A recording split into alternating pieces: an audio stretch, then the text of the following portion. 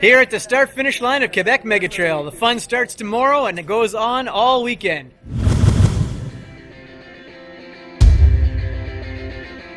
With 10 different races on offer, there truly was something for everyone. Most racers picked up their bibs on Friday night. Saturday morning came around and it was foggy and wet. So we're about 20 minutes before the start of the 25K course.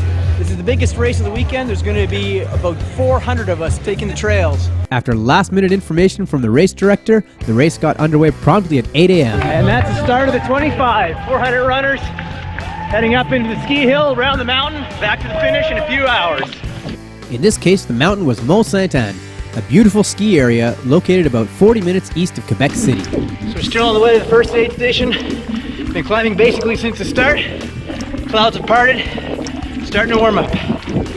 The 25-kilometer course was split into 3 sections, all of which were well flagged and marked and easy to follow.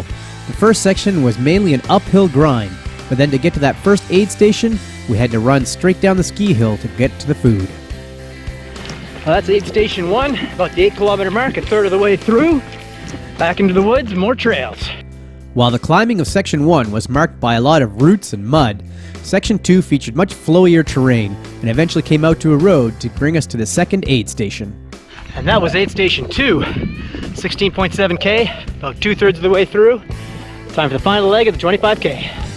To me, the highlight of the 25-kilometer course is Section 3.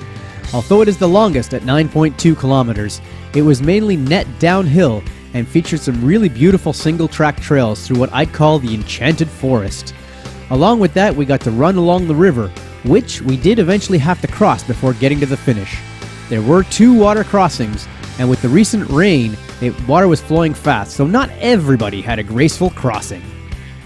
Regardless, once you did get through, there were less than 2 kilometers left of the race course, so although you might have been wet, your shoes were now clean and would look great when you crossed that finish line. The nice part about the 25K course is that you finish early enough that you can watch lots of other racers come in from the various races of that day.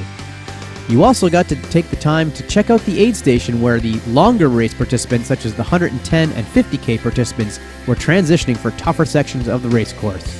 I was lucky enough to get to check out the leader of the 110K course as he prepared himself for the final 30 of his event. And of course, all racers were invited to join in on a post-race meal, which featured a lot of great local food as well as some handcrafted local beer poured straight from the taps. What a way to finish. After having my fill of food and beer, I was lucky enough to capture the winner of the 110-kilometer race here. Maxime Leboeuf came in with over 23 minutes ahead of the second place competitor. Of course, the fun wasn't over for the weekend, and the next day I got to come and witness even more racing, as the 1, 3, 6, 10, and 15K races were on. So I liked it so much yesterday, I decided why not do the 15K as well.